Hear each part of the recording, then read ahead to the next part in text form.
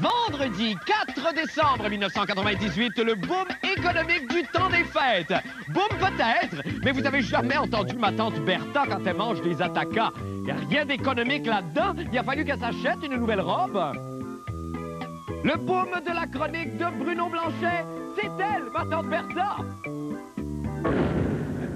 Bonne fête du monde et bon vendredi, mesdames et messieurs. Tout d'abord, des nouvelles de moi. Vous savez, souvent, on me demande, Marc, mais quand nous feras-tu le cadeau d'un CD contenant tes plus belles chansons de la fin du monde? Bon, on me demande aussi souvent, Marc, Yannick Margeau, il sent-tu scolaire? Oui, mais ça, c'est une autre histoire. Malheureusement, je crains que ce coffret d'hymne apocalyptique ne voit jamais le jour, non.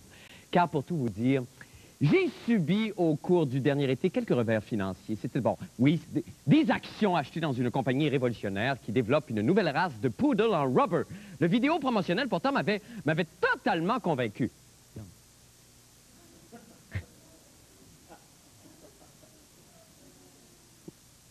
Prometteur. Mais là, ce qui s'est passé, c'est que notre prototype, Pomponnette, a malheureusement eu des petits problèmes de santé. Et laissez-moi vous dire qu'un poodle qui jump 15 pieds de haut, mêlé à une diarrhée explosive, ça te ruine une saison de barbecue. Bref, j'ai tout flobé mes économies, mais là, j'espère rebâtir rapidement ma fortune personnelle. Mais désormais, pour moi, là, que des investissements sûrs. En 3 mots, voyage Marcel Béliveau. Tout ça pour dire, hélas, que j'ai dû vendre les droits de mes jolies rengaines. Eh oui, au plus offrant, c'est-à-dire au cœur de l'Armée rouge, qui s'est empressé de les endisquer sentant qu'il avait sous la main au moins 12 top 10 garantis. D'ailleurs, on peut voir ces jours-ci à la télévision une réclame qui fait la promotion de ce magnifique disque. Le cœur de l'Armée rouge interprète tous les grands succès de la fin du monde sur un même album. Vous y retrouverez... Allons tous à Jérusalem, car Marie-Madeleine a la bouche pleine des paroles de Jésus. Et bien sûr... Pour ceux qui veulent jouer à la manège, pour avoir le fun dans l'Ontario, le faire licher ton face par un gros baleine, tout le monde aime Greenland. Vos enfants se réjouiront d'entendre... Chanson des deux fifons, la la la la la, la chanson des deux fifons, la la la la la. Vous pleurerez à la première écoute de... À mettre plus d'eau dans ma boisson, la calvaire est morte. Et ce célèbre de Noël. Madame, madame, à vous mal, la chroute vous fait-tu mal? Le cœur de l'Armée rouge, en vente chez tous les bons disquaires.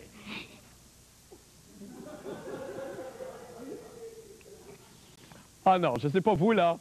Non, vraiment, une chanson pour chaque occasion. Ne manquez pas leur prochain album, l'Armée rouge rote le fromage bleu. Un bijou. Maintenant, pour les nouvelles de la fin du monde. Eh bien, ça y est, dans 21 jours, là, vous le savez, c'est la Noël. Et cela m'amène d'ailleurs à vous raconter un souvenir d'enfance de mon plus beau Noël. J'étais chez grand-papa Paul, à Deux-Montagnes, en banlieue de Montréal. Et au moment où il allait dépecer la dinde, il s'est retourné vers moi, m'a regardé un long moment, s'est saisi la poitrine et s'est effondré sur le centre de table en cocotte, victime d'un violent ACV. J'ai eu les 2 cuisses. C'est un beau souvenir, hein? Cependant, Noël n'est pas aussi gai pour tout le monde dans cette société où l'argent compte plus que les maladies coronariennes en famille. Et Bernard Lafrenière nous en fait la douloureuse démonstration. Noël. Les anges dans nos campagnes, la paix, l'amour. Oubliez ça. Noël, c'est une machine économique. Noël, c'est tout ce qui est gros. Si chaque Québécois engraisse de 3 livres pendant le temps des fêtes, ça va nous faire un joli total de 189 milliards de calories stockées dans nos bides. L'énergie pour des générations à venir. Disons que c'est la partie la plus importante de l'année. On représente, en moins de 2 mois, on va faire 25 de notre chiffre d'affaires. À titre d'exemple, dans notre pot ici, on a 25 millions de bouteilles. Mais tout ça, ça va partir pour les fêtes. C'est très gros à tous les jours. Mais à Noël, en plus, les organismes organisent des repas communautaires, des distributions de sacs de provisions. Alors, nous, exceptionnellement, on se prépare à distribuer 50 000 panier et repas de Noël. Enfin, ce qui va dedans. Si les ventes de Noël sont bonnes, en général, les magasins doivent restocker au début de l'année et donc ça va entraîner une activité supérieure à si, par exemple, on avait un Noël raté. Je te donne 5 J'ai pensé, ça, là, écoutez, 5 5 Ça va durer combien de temps? À une condition, tu vas voir, elle est facile en plus. Oui. C'est que tu le dépenses. Effectivement, je peux le dépenser Pour faire rouler l'économie. Tu vas le dépenser, là. Monsieur, je vous le jure. Acheter, acheter, acheter. 130 millions de transactions par paiement direct au mois de décembre. Ça fait 48 transactions et demie par seconde, même quand on dort. Père Noël, combien d'enfants vous voyez dans une journée? Jusqu'à 600. On va dire 40 livres fois 600 enfants. Vous voulez savoir le poids total? Ça fait 24 000 livres sur vos genoux à chaque jour? Ah oui, ah oui. Ce qui fonctionne énormément, c'est les champagnes, les cognacs, les grands vins. Aujourd'hui, à Moisson Montréal, nous avons reçu 20 palettes de bananes. C'est pas assez. On peut s'attendre à vendre 25 000 caisses de champagne, possiblement. Arrêtez, je suis tout étourdi. Je veux pas le savoir qu'on va manger 10 millions de kilos de dinde dans le temps des fêtes. Je veux de la magie. Je veux de l'émerveillement. Laissez-moi redevenir un enfant. Si tout le monde se sent le goût de fêter, d'avoir des réunions de famille, de s'attabler devant une table plus généreuse qu'habituellement, mais les gens en difficulté, c'est exactement la même chose. On vit dans la même société. Voulez-vous vous asseoir sur mes Ouais, peut-être. Pourquoi pas? Ça fait longtemps, hein? Ça fait 28 ans que je me suis passé sur vos genoux. Ouais. Mais j'étais plus grand dans le temps. Oui, oui, ça je peux.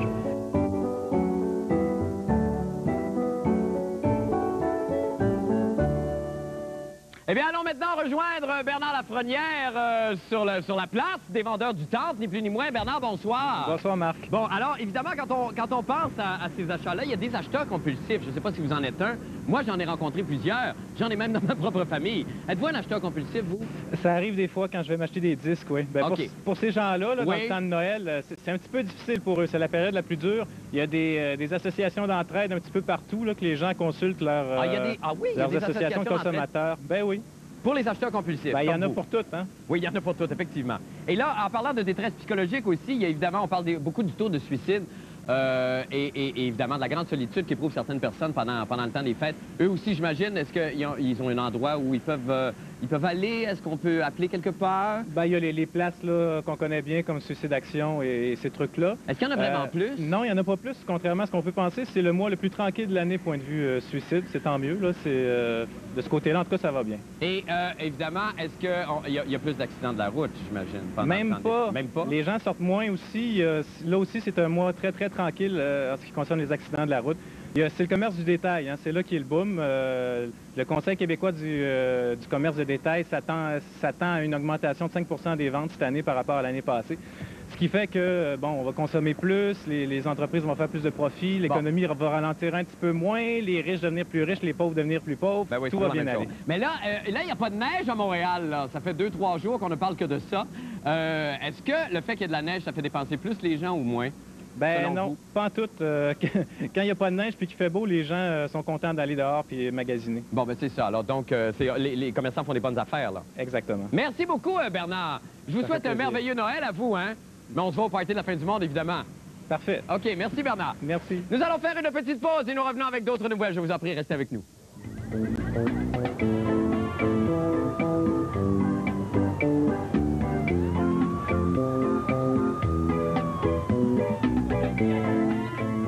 Corny Barbie, la poupée qui pogne entre les dents. Pour d'autres activités à éviter, écoutons les judicieux conseils de Maître Bruno Blanchet et sa chronique, évidemment, de quoi ne pas faire en fin de semaine. Bruno, bonsoir. Bonsoir, Marc. Comment vas-tu? Ça va très bien. T'as une toi? belle semaine? Oui, très belle semaine. Toi? Oui, très belle Tu semaine. commencé à te fatiguer un peu? Oui, un petit peu. Là, je pense qu'il est temps vraiment qu'on aille se prendre un bon bain de kérosène. Ça commence bien. Bon, Parfait. on t'écoute. Oui. Alors, si vous allez au restaurant en fin de semaine et que vous commandez une soupe, faites attention de ne pas dire une soupe. Parce que là, il va arriver deux équipes avec une corde, puis ils vont se mettre à tirer chacun de leur bord en criant « Go, go, go, go, go, let's go, les gars ». Puis c'est long, puis c'est plate, finalement. Si vous allez en Italie, soyez pas surpris de croiser des gens avec les cheveux 3 couleurs. Ce sont des Napolitains. Ce soir, le lendemain de pleine lune, les jeunes hommes circoncis qui font du pouce déguisé en citron ne devraient jamais accepter d'embarquer dans un autobus de lesbiennes nazies cannibales qui reviennent de la pêche, même s'il fait bien fret. Bien sûr, en fin de semaine, il faut toujours faire attention de ne pas se frotter les pieds sur le tapis avant de serrer la main à un cardiaque mouillé qu'on aime. Les automobilistes qui pognent les nerfs, qui se battent avec le trafic, arrêtez de vous stresser inutilement et dites-vous que ça ne sert à rien. La route obéit à des lois subtiles et non écrites. Et c'est pas en conduisant agressivement qu'on se fait respecter sur la route. Non, c'est en conduisant une Impala 73 noire, m'a plus de cap de roue avec du plastique d'invite, un muffler Hollywood, des gros numéros 12 ses portes, un dessin de tête de mort sur le hood, puis plein de « fuck you » écrit tout le tour avec du sang. À la demande générale, voici le retour du conseil de Monsieur Ciao. On écoute ça. Oui. Si vous pouvez mouiller le pied, vous devez à coach. Merci beaucoup. Merci. Ah oui. Il y a des gens qui envoient beaucoup la main dans la vie pour toutes sortes de raisons, comme les duchesses du carnaval ou d'autres, là, je ne sais pas. Et il y a un phénomène tout à fait normal qui se passe quand on envoie beaucoup la main, c'est que le pouce tend à se refermer, la main à descendre comme ça, elle baisse graduellement pour terminer ici. Donc, si vous rencontrez en fin de semaine quelqu'un qui vous fait ça comme ça, prenez pas de chance, envoyez-lui la main. Bien entendu, en fin de semaine, soyez toujours très attentifs pendant vos cours de sushi naturiste. Et pour terminer, plutôt qu'un conseil, combien est-ce qu'il nous reste de temps? Combien il nous reste? 50 secondes, c'est beau. OK. J'aimerais vous offrir des images exclusives d'un nouveau super-héros qui devrait peut-être prendre d'assaut les écrans de cinéma dans le temps des fêtes. Je vous laisse écouter ça. Action. F pour force. M pour mercenaire. O pour obsession. T pour téméraire. R pour ravageur. I pour imbattable. C pour casse-cou. H pour haine. P pour puissance. Son nom, Motriche. Et voilà.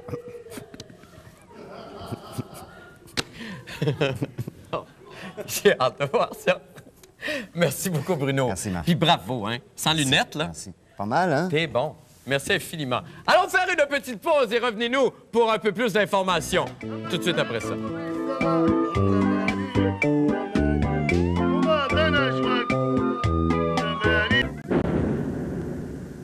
Checkez-moi l'air.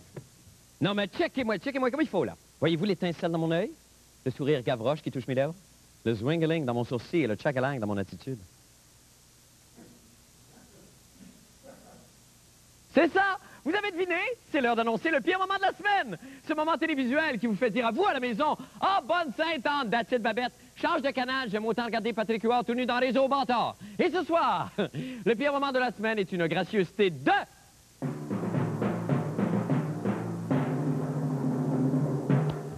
Le théâtre de marionnettes Fofone et Patachou de Budapest. Oui. qui nous a offert une des performances les plus pitoyables de l'histoire de la popette moderne et durant laquelle on a pu voir apparaître la tête du toujours jovial scripteur hongrois Ricard Goyeork, qui n'a pas pu résister à l'envie de montrer à des centaines de milliers de téléspectateurs sa nouvelle coiffure, hommage aux Hurons morts au combat. De retour à Sherbrooke. Épuisé de sa course folle, Jean Charest appelle à son aide les femmes libérales ainsi que son épouse Michou. Non, ça c'est un chou complet. J'ai dit Michou. S'il vous plaît, Michou. Oh, c'est fou le théâtre. J'aime... Ah! C'est la fête! C'est la fête! Oui, on a un Michou. Merci. Tout le monde danse! Yeah! Come on!